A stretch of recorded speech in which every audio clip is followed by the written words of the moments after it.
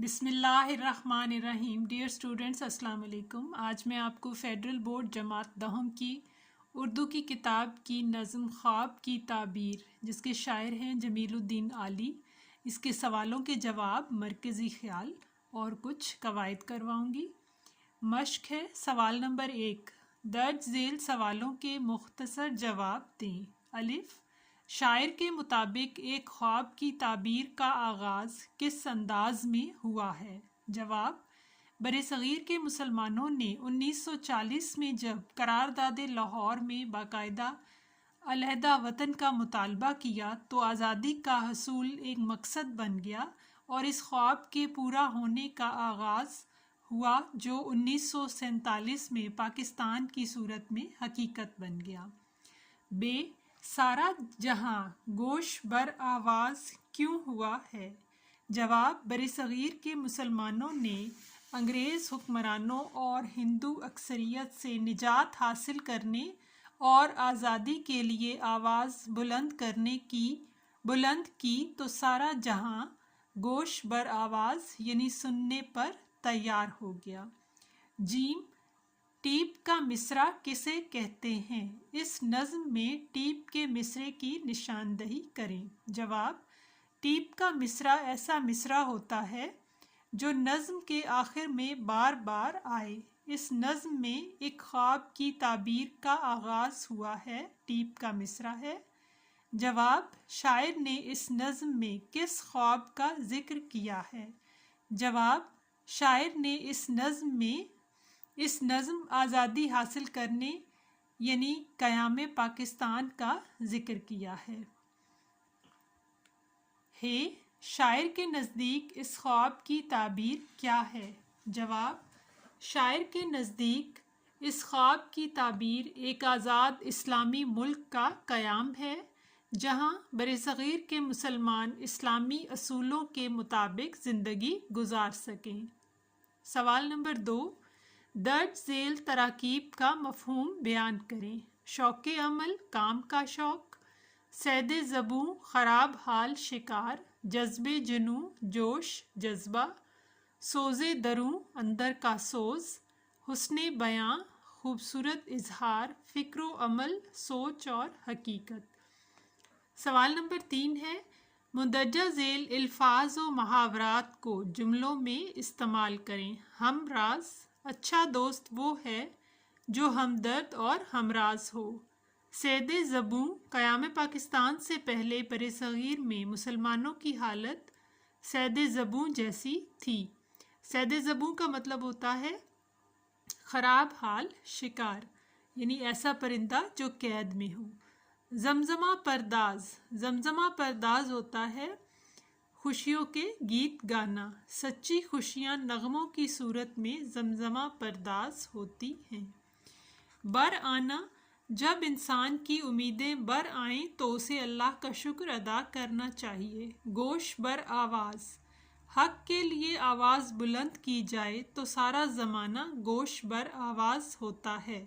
इससे मुराद है आवाज़ सुनने के लिए तैयार। इस कौमी नगमे का मरकज़ी ख्याल तहरीर करें। कौमी नगमे का मरकज़ी ख्याल है, ख्वाब की ताबीर जमीलुद्दीन आली की किताब जीवे जीवे पाकिस्तान से लिया गया मिली नगमा है, जिसमें करारदादे पाकिस्तान और इसके पस मंज़र को बड़े खूबसूरत अंदाज में बयान किया गया है। उस जज्बे और एहसास को उजागर किया है, उन कुर्बानियों और उम्मीदों का जिक्र किया है जो तहरीक आज़ादी को क़याम पाकिस्तान तक ले आईं और इस तरह क़याम पाकिस्तान के ख्वाब को हकीकत बनाया गया। दर्ज झेल फ़िक्रों में से सही की निशानदही करें। अलिफ, जमीलुद्दीन आली लखनऊ में पैदा हुए। गलत। जमीलुद्दीन आली में शायरी का फितरी जौहर मौजूद था। दुरुस्त। जमीलुद्दीन आली के दादा अलाउद्दीन अहमद ख़ान अलाई गालिब के करीबी दोस्त थे। ये गलत है क्योंकि वो उनके शागिर्द थे। जमीलुद्दीन आली की इब्तदाई तालीम घर पर हुई। दुरुस्त। जमीलुद्दीन आली ने गज़लें, दोहे और गीत लिखने के अलावा बहुत से कौमी नगमे लिखे। दुरुस्त।